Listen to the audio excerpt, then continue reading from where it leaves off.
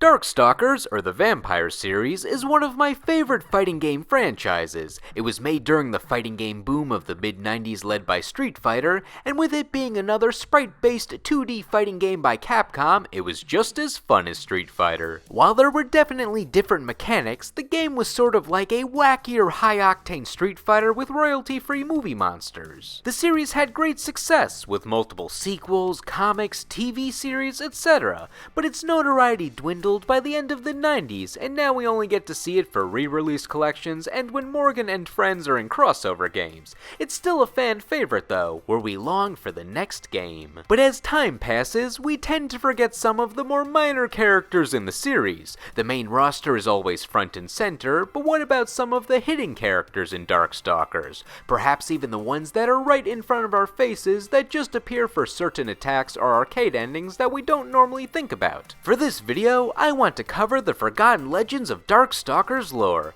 These characters simply have to be identifiable somewhere in the series, but haven't been a main selectable character in a roster, usually just being in other characters' animations or spin-offs. Or if they are a selectable character, you usually have to put in a secret code to play as them. Now, let's see what creatures lurk in the night even more than others with the top 10 forgotten Darkstalkers characters. Number 10, Marionette and Shadow. For most of the characters on this list, there's a significant amount of backstory for them, but for this entry, these characters don't have any backstory, which is the point of them.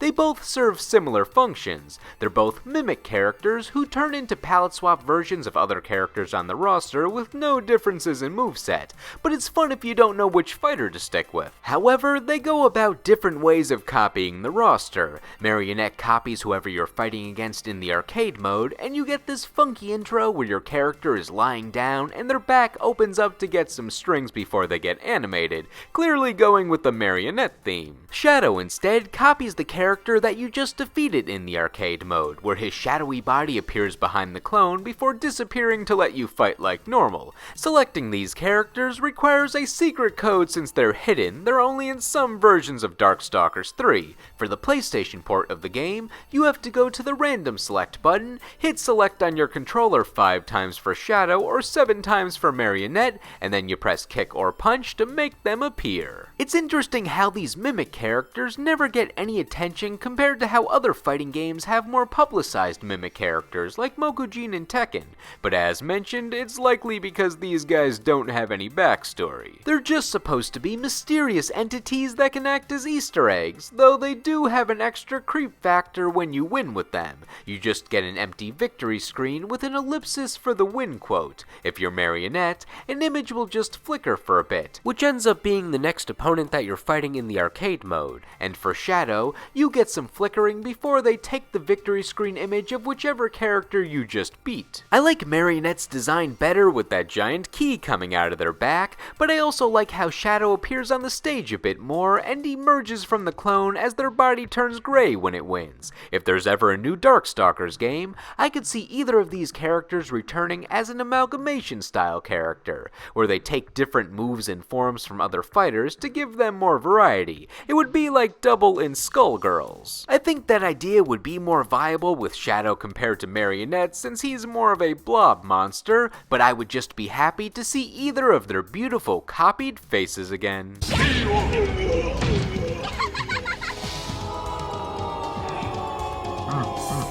Number 9, Cecil. This character is related to Huitzel, aka Phobos, who's the giant robot with many powers that was the sub-boss when the fire alien Pyron was the main antagonist of the series. He had the standard bodyguard role, trying to prevent anyone from getting to Pyron, but when Pyron was defeated, the robot and its identical units were deactivated. With Jeddah taking over the main villain role for Vampire Savior, known as Darkstalkers 3 internationally, Huitzel and Pyron were excluded from the roster, so they kinda were forgotten about. But when the missing fighters were brought back in the home console ports of Darkstalkers 3, they added an extra story element to Huitzel. The robot was resting in some Mayan ruins when a boy named Cecil stumbled upon him and accidentally reactivated him. This somehow messed with Huitzel's programming, where his main command was now protect the boy, and he became Cecil's guardian. We don't know much about Cecil. I don't know know if he has a family to go back home to, I don't even know if he has any special powers,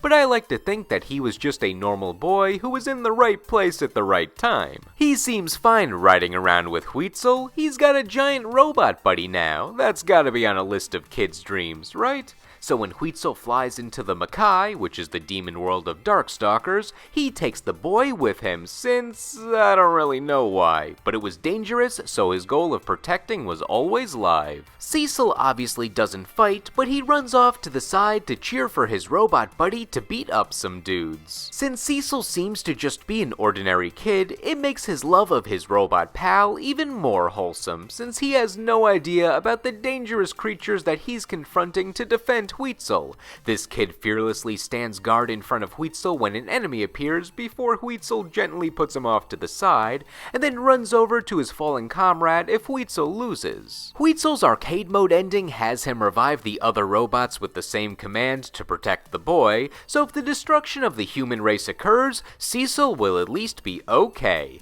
I'm not sure why they decided to give Huitzel a kid sidekick in the first place, but it added some personality to this otherwise cold robot.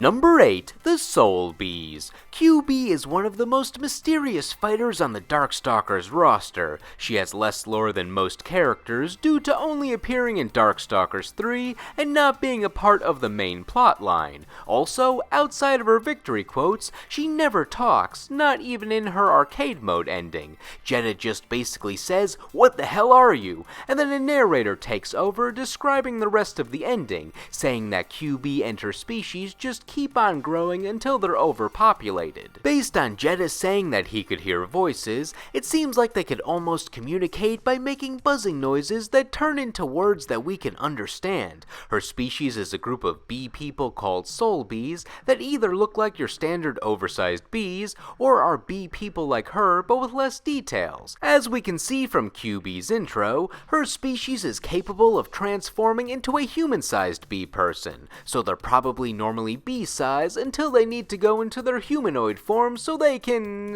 do human-sized things. They do bee things for the most part, like flying around and throwing honey, but instead of pollinating flowers, they feast on souls and those who have them, so basically they eat the other fighters. The lesser of the soul bees are called PBs, and they help QB attack opponents and come out to eat when she wins. PBs are just worker bees, while QB is expectedly their queen. Both are just code names though. I don't even know if they have personal names. In fact, the QB that you select might not even be the same QB that you win the match with. With how expendable and fragile each member of their species is, if the bee uses her stinger too much, she dies just like a real life bee. Specifically, QB has an attack where she stings her opponent, injects her egg inside of them, and then dies mid-match as they get encased in the egg. But as she dies, an identical QB pops out of the egg, freeing the opponent, and then continues to fight as the main QB with the same attacks and health bar.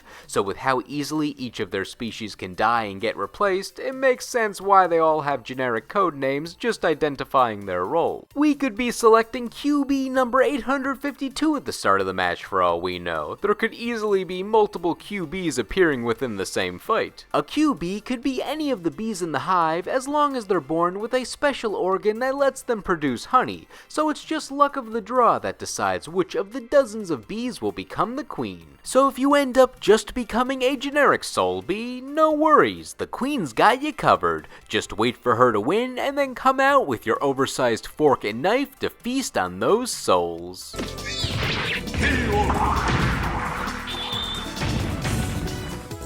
Number 7. Aboro Bishamon. When people think of Bishamon in Darkstalkers, they likely think of the samurai with the cursed armor and sword who can summon a bunch of spirits and then he chews on his sword after he wins because delicious metal, but we rarely ever think about the man behind the armor. While that man is technically Bishamon, we're more playing as the armor named Hanya and the sword named Kien. They have full control over Bishamon initially. In the first two Darkstalkers games, years, Bishamon found the armor at some antique shop, and before he even got a chance to think, the armor started to take over his mind until he eventually put it on so the armor could use his body to feed its hunger for destruction and souls. However, Bishamon maintained his inner peace throughout the ordeal and was able to separate from the cursed armor. By Darkstalkers 3 though, the armor was able to come back to life through sheer willpower and the souls it took throughout the years, and now it can fight on its own, still being called Bishamon in the game, despite the fact that the real Bishamon was out of the armor trying to put a stop to it. Because of this, I feel that the human non-possessed Bishamon gets undercut in the story since he's being falsely labeled as the killer samurai. We really should be calling this character Hanya since that's the name of the living armor. Let's appreciate the good guy that Bishamon really is, the Bishamon with a cool monk's outfit, hat, and staff. Even when he was possessed, the one thing Bishamon's willpower prevented the armor from doing was hurting his wife Oreen, the one that he cared about the most. Despite all the trouble from this armor, she never left her husband, supporting his goal to break away from the armor and becoming a monk with him after he took off the armor to prevent other cursed artifacts from rising. Though we do get a chance to play as uncorrupted Bishamon in Darkstalkers 3. There's a hidden character named Oboro Bishamon, which is Bishamon after he expelled all the evil from the armor and now can just fight as a pure samurai warrior. He relies less on the spirits in the sword and more on close-up skills. Because it's just an Easter egg palette swap character, the armor still has the same scary face on it but with a different color shade, so you'll just have to trust him when he says that he's safe. The point is, the Bishamon that you've known this whole time is much different behind the mask.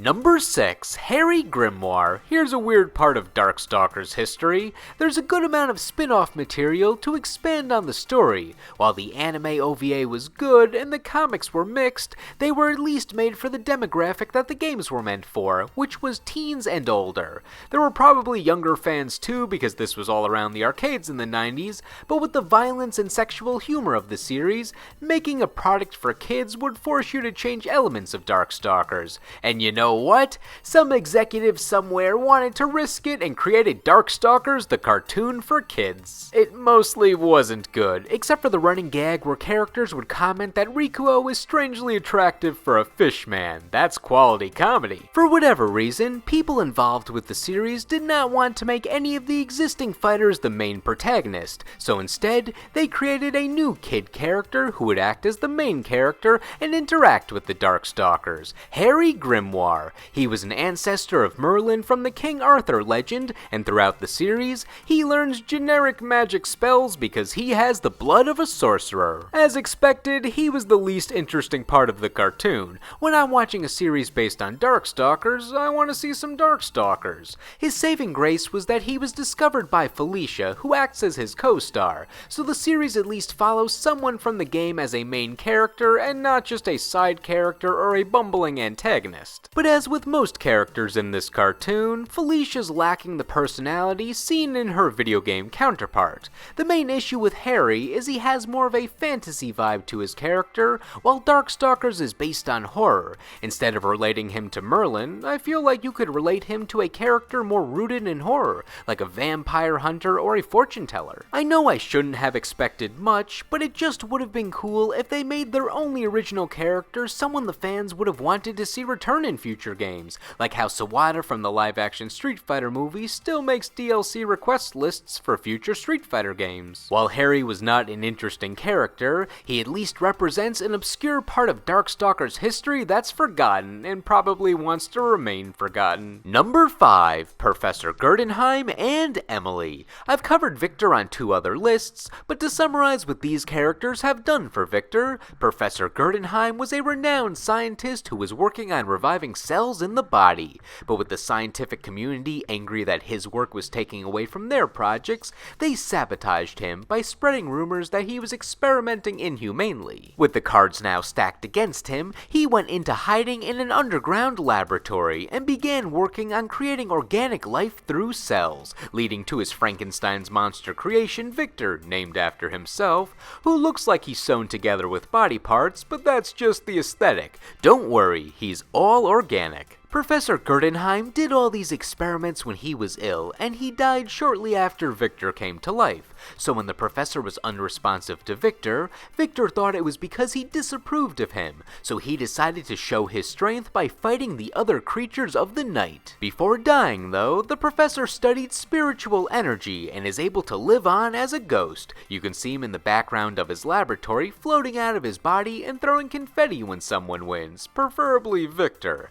And even though he can't be with Victor in his physical form, his spirit seems to exist inside Victor, coming out to give Victor a power boost for certain attacks. Look at him go when Victor grabs the opponent with his butt and the professor fuels the electricity that he's pumping through it. We all love the butt grab super move here. But when Victor's fighting doesn't wake up the professor, a different creation greets him. The professor's only other living creation, Emily, came to life instead, and Victor's family was able to live on through her. Unlike Victor, though, she was made with body parts like a traditional Frankenstein's creation and ran on electricity like Victor. One day, when she was at risk of running out of power and became incapacitated, Victor once again tried fighting to get her souls to power her back up, but then he realized it was electricity that she needed, so he expelled all of his electricity to save her. Though I hope when Emily said that he gave his life to save her in his arcade mode ending, that she was just mistaken and that he gets up off screen after the ending is over, since I like Victor being around to be a good guardian. I want him to live. Similar to Professor Gerdenheim, the spirit of Emily follows Victor around when he fights in Darkstalkers 3, so I don't know if that means that she was canonically dead before Victor saves her, or if this is some sort of hologram projection, but either way, it's a heartwarming family relationship.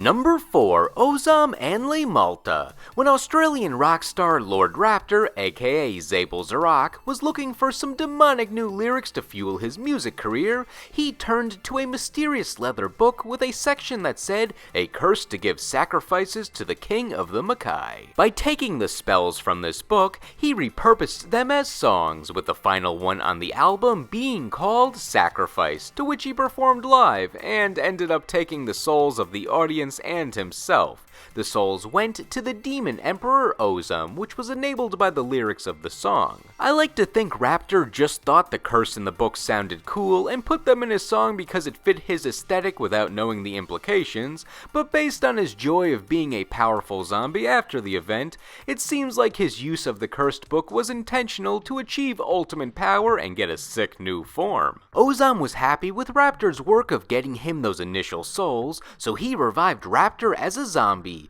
giving him new powers where he can create bone blades of many shapes and suck out your soul when defeated, giving it right to the big demon. Ozam wanted Raptor to fight the other Darkstalkers for their souls, which Raptor was compliant with, but Raptor also wanted to continue his music career, and people thought his new zombie form was just a fancy costume, so he could get away with it.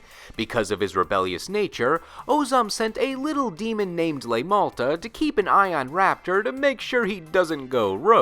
However, when Le Malta arrived, Raptor was like, "Whoa, a cool little buddy, let's be friends." I'm not sure if Le Malta continued his spying mission after that, or if he got distracted by Raptor's legitimate friendship, but they indeed became friends. In the anime OVA, we even see Le Malta as Raptor's drummer. Raptor's teaching him the craft of being a musician. In return, Le Malta helps Raptor fight, having the power to turn into things and eat. He can absorb Raptor to help him teleport and turn into a chainsaw. But Le Malta's coolest assist is turning the opponent into a basketball and then turning into a hoop so Raptor can dunk them. Forget Raptor's powers, Le Malta's the most awesome part of Raptor's fighting style, and Le Malta becomes even more relevant of a secondary character in Raptor's story compared to Ozam, because in Darkstalkers 3, when the main villain Jeddah returns, he puts his kingdom right on top of Ozam's and just kind of absorbs it. Ozam was actually Jeddah's right-hand man back in the day, but he betrayed Jeddah and eventually took his kingdom,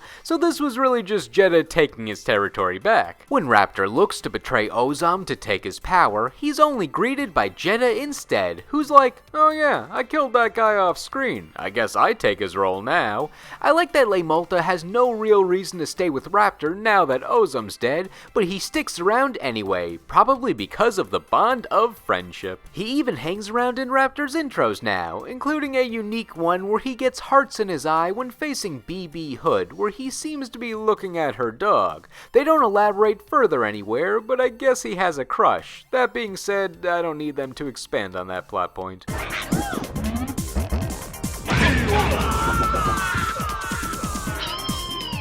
Number 3, Mei Ling, also known as Lin Lin. Mei Ling probably does the most in terms of fighting compared to every other named character on this list. She's the sister of roster member Shenko, aka Lele, and they both are undead spellcasters of sorts whose village was attacked by demons when they were teenagers. Their mother was able to use a forbidden spell to save the village, but it risked damning her soul, so the sisters used a spell of their own that took their bodies but could save their mother if they defeated the proverbial darkness. With this spell basically killing them, their revived forms essentially caused their spirits to share a body. While they are still two people, they have to fight as one, with a Shenko being the body and Mei Ling being the mind, where she turns into ward paper to prevent Shenko's zombie half from driving her mad. And by zombie, I mean Jiangshi, which is a Chinese hopping vampire that feeds on souls. They do eventually save their mom's soul, who in exchange reincarnates them so they can live a life without conflict or the baggage of their past.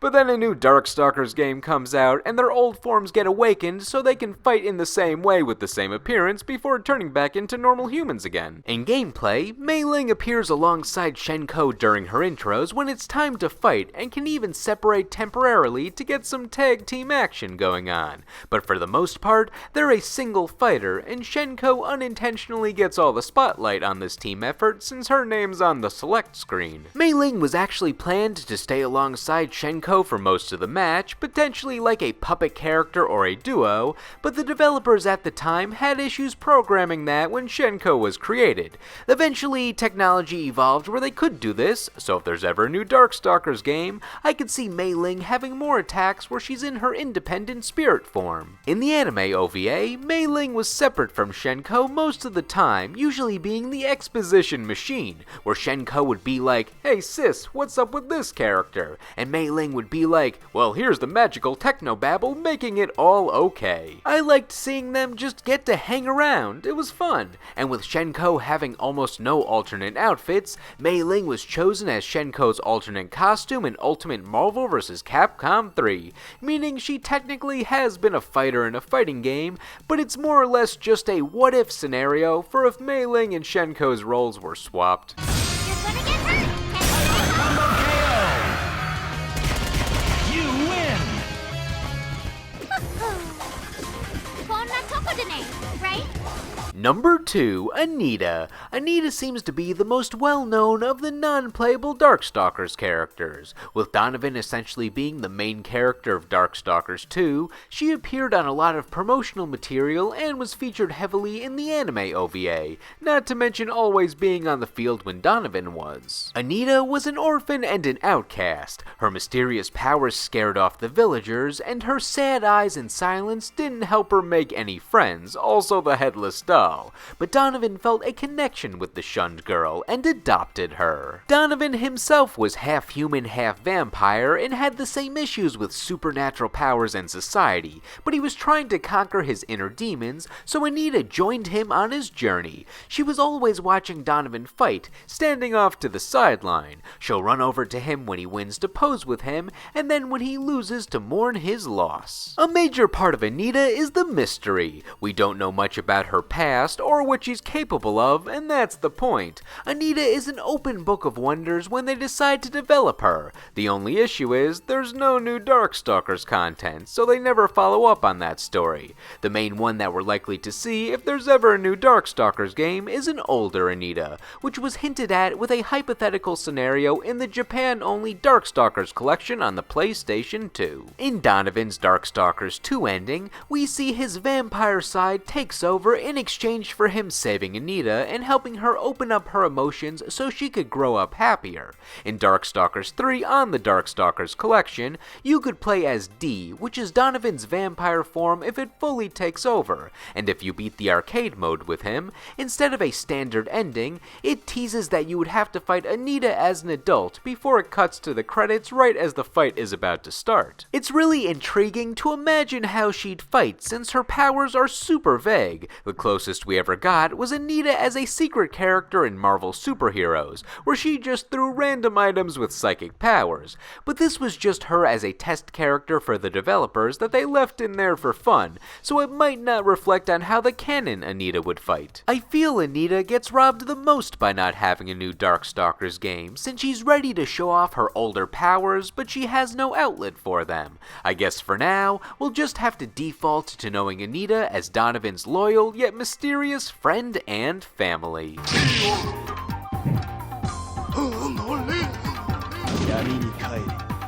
For honorable mentions, since most of these characters are related to fighters on the roster, let's cover characters for fighters that haven't yet been represented on this list, outside of those related to the number 1 pick. So let's cross off those who've had a character represent them, and go.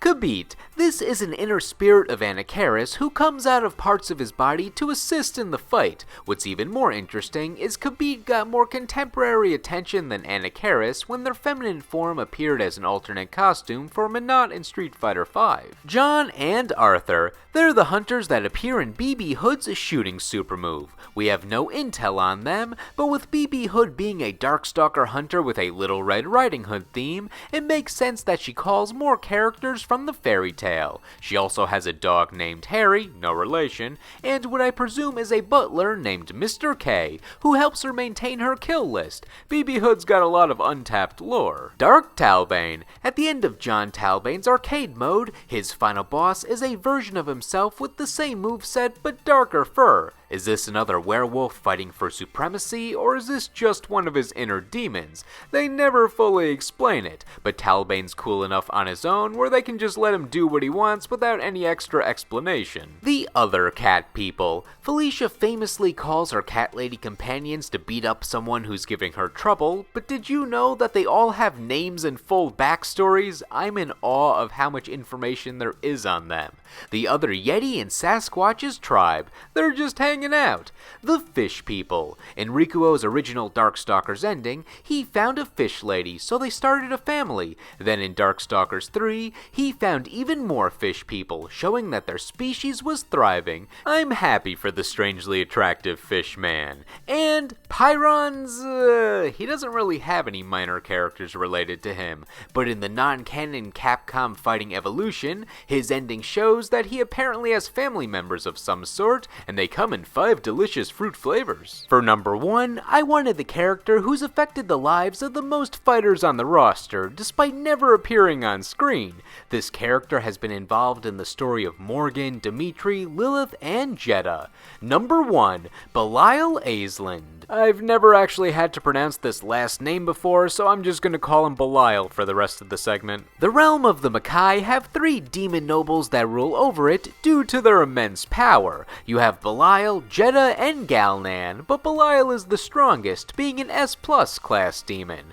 Belial keeps the realm in check, since he's not interested in evil or power, he just mines to his own kingdom, but if the other 2 try expanding their territory, they risk playing with fire against Belial. However, once Belial died when his body could no longer handle his power, everything from his past starts to break loose. This feels like that last arc of Yu Yu Hakusho when you have the 3 kings of Demon World kept in check by the strongest king Ryzen, who didn't want to encroach on the human world, but once Ryzen died, then the other 2 kings were in a territory war. About 300 years before his death, Belial's most noble act was adopting Morrigan when she was a wee babby. baby. Her parents were killed and he raised her, but sensing that her immense power could kill her from within one day if she didn't learn how to control it, he sealed away a third of that power so she could grow up without the stress. She was strong enough without it, becoming an S-class demon, which makes sense. Belial handpicked Morrigan when looking for an heir after he sensed that he would be dying soon,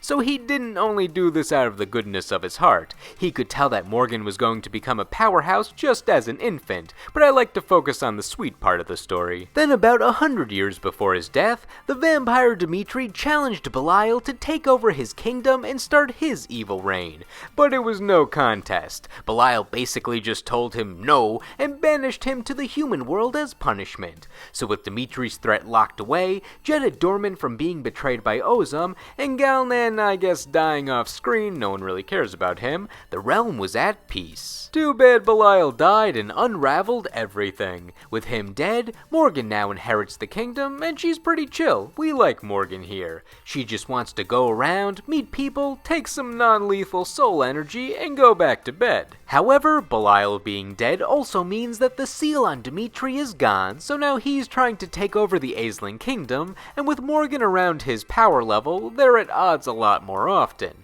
Then on top of this, Jeddah wakes back up, and now he wants to reset the whole demon universe with a giant baby since he doesn't like what the demon realm has become, and Belial is not around to stop him anymore. Plus, Jeddah finds the part of Morrigan's power that Belial locked away, so he frees that and gives it a body, and now we have Lilith running around too, trying to take over Morrigan. And then in the middle of all of this, a fire alien tries to invade who doesn't even care about the ongoing plot lines, so the whole thing is just a mess without Belial around. It's amazing how much of the story he enabled by just being around or disappearing. With him being such a powerhouse in the lore, if we ever get a new Darkstalkers game, I think a revived, possessed version of him would make a great final boss. But for now, we can at least appreciate that Morrigan does a great job holding down the fort of the Aisling family name and Darkstalkers' legacy as a whole. So give it up for the winner of this list, Belial, a force to be reckoned with in this universe, and the father of fighting game icon Morrigan.